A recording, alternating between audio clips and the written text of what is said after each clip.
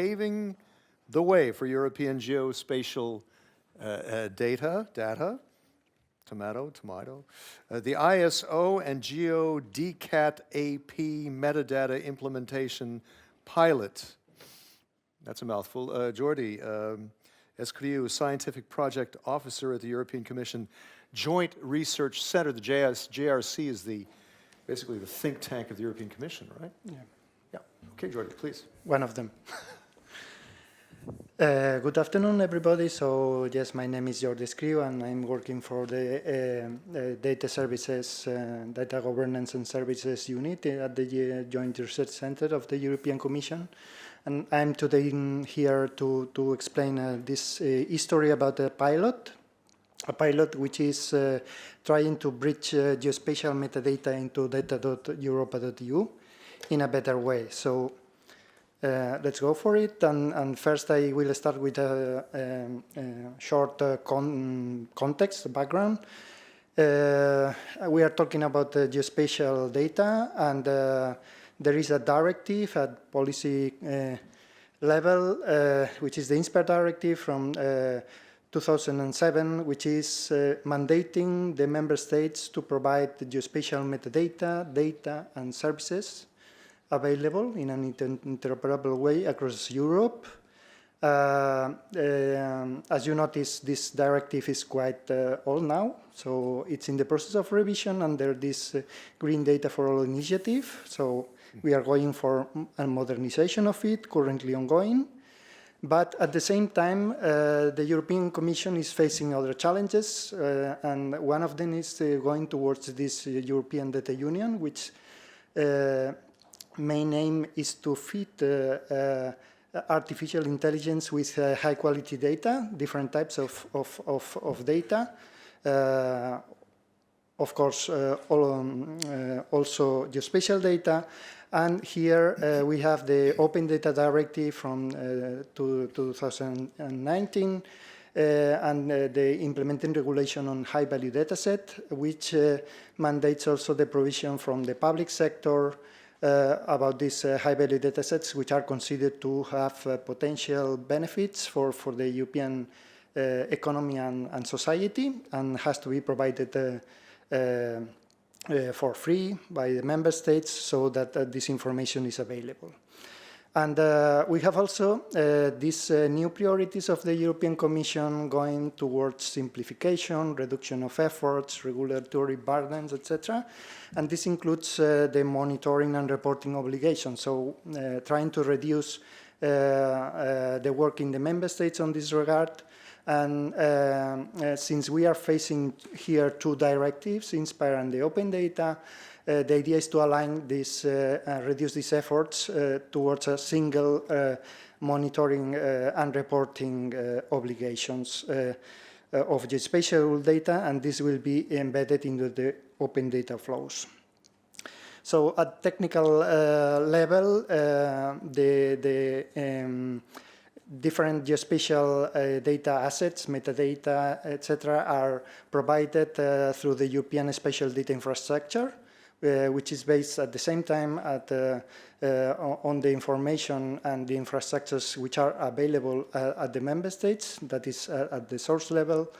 And everything is based on metadata, so the member states are not providing the data directly, they are residing at source, and the way to link to this data in the member states is through the metadata, which is available in the INSPIRE portal.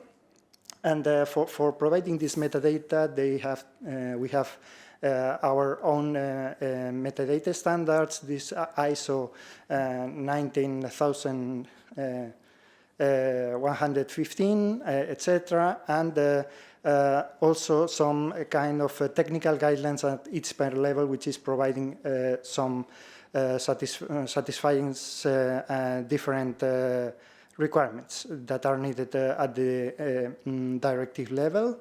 And this is why, if we want to go for a common European reporting, we have to transform this metadata in the ISO standard towards the open data format metadata, which is DCAT-like, DCAT-AP, And in this context is GeoDCAT, which is the geospatial extension at this point at the version 3. And this is the idea, to support this through this ISO and GeoDCAT-AP pilot and help member states in this travel.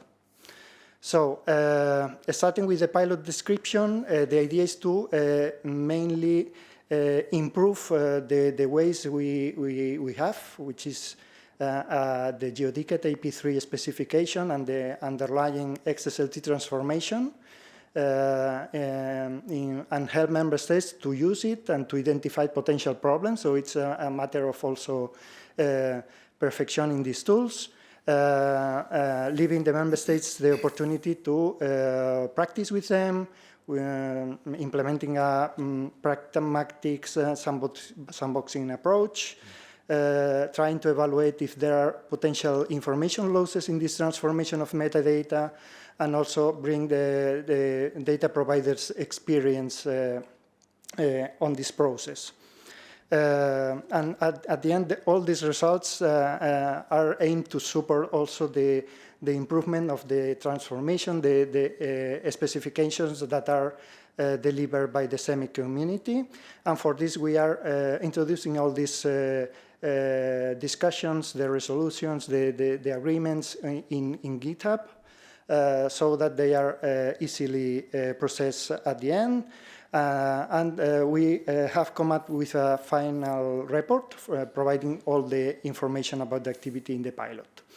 The participants are, at the moment, 9 member states, and also different European level services, and I'm here highlighting the presence of the Publications Office of the European Union, and also the Directorate General for Environment, which is the, let's say, the policy DG under the Green Data and the INSPIRE Directive, and also the Directorate General for Digital Services, DIGIT. During the phase 1, which started in October 2024 and ran until June this year, we ran 6 meetings, and we had also some specific collaborations with parallel working groups, which were providing also support to DCAT-AP in GeoNetwork, which is a software tool which is used at the geospatial community to manage metadata catalogues, so that it's also perfection, improve the support for this open data schema in the software tools available in the community. On benefits, what we can find is that the pilot was a nice forum for discussing this kind of issues, enhancing an early warning when issues arise. We came up with an agreed way to tag geospatial information, which represents metadata for high-value datasets, so that this was a tangible outcome of our activity. And we provided implementation examples, transformation approaches, which are different in the member states, proposals as new ideas, and also giving implementation freedom without imposing solutions. And the objective at the end is satisfying the geospatial high-value dataset reporting needs. So properly identifying these high-value datasets in the metadata, documenting the issues found in the process, and categorizing these issues for their better implementation and resolution during this process, and enhancing the SEMIC assets. So, and now what we would like is to continue with this support in a second phase, and also tackling some of the challenges that we left pending, or there is still some discussion pending. The main results of the activity of this pilot is, of course, this geospatial high-value datasets tagging good practice that I mentioned, which are available in the GitHub repository. Also, this pilot final report that the URL is there in the presentation, so that is summarizing all the activity, and an Excel spreadsheet that is somehow providing an easier access to the bunch of issues we collected on GitHub.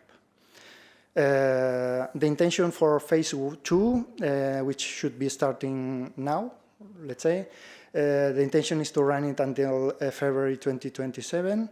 So it's for until the next high-value dataset reporting deadline.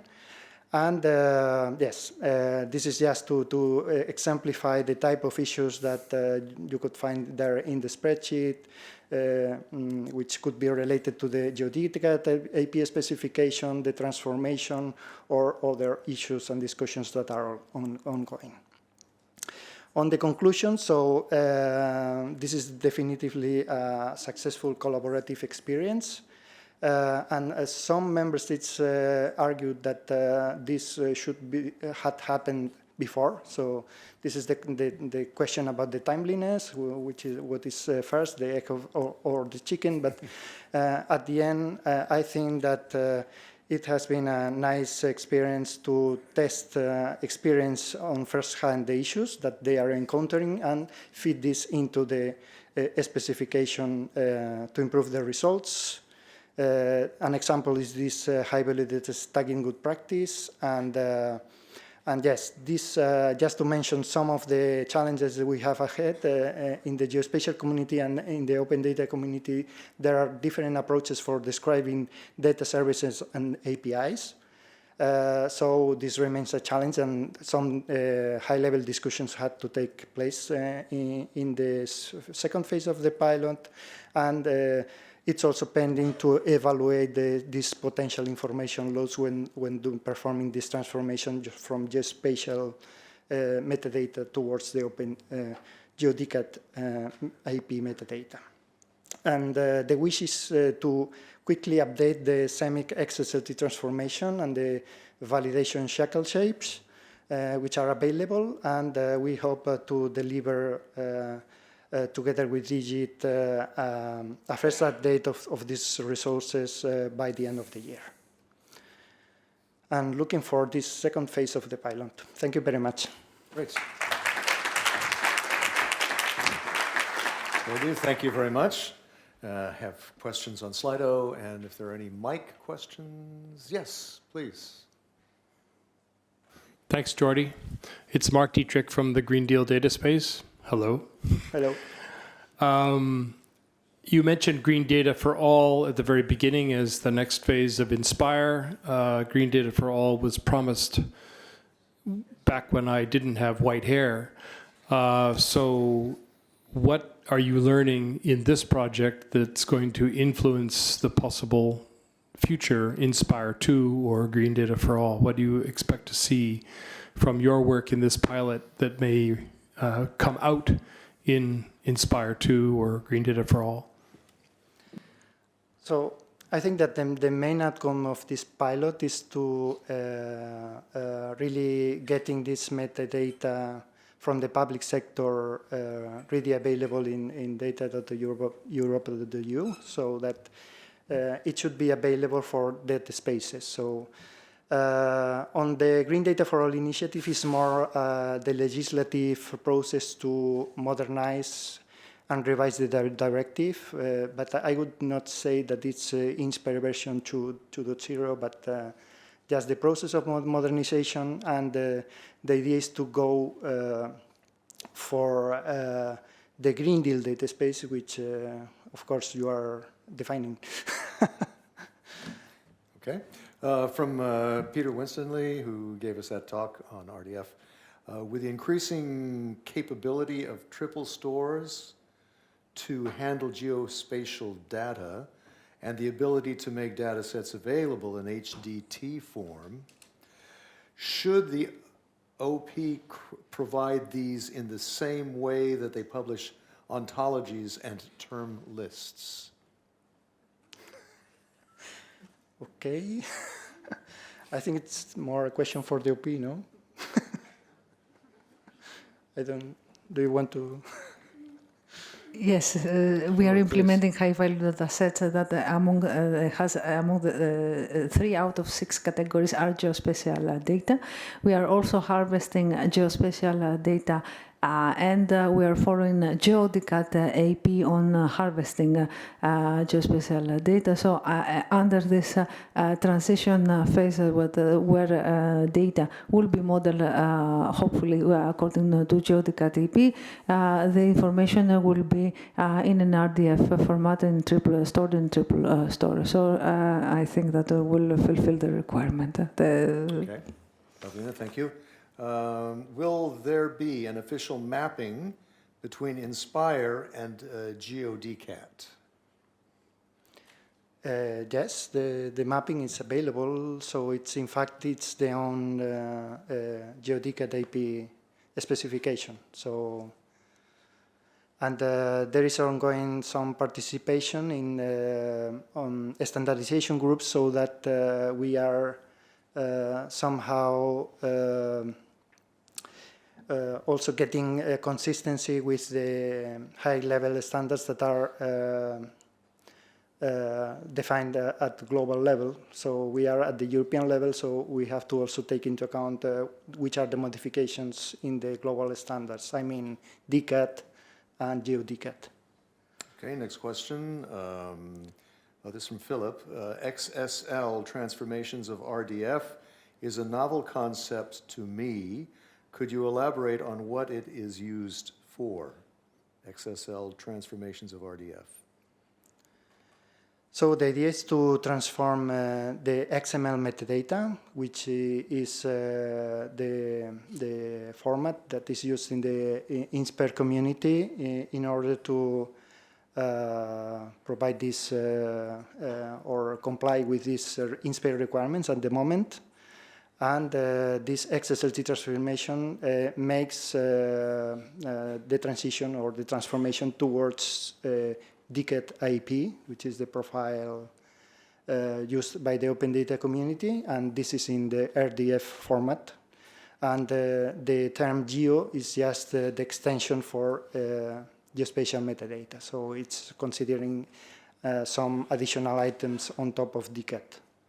Okay, I've got a question way out there in the rafters. Please, go ahead.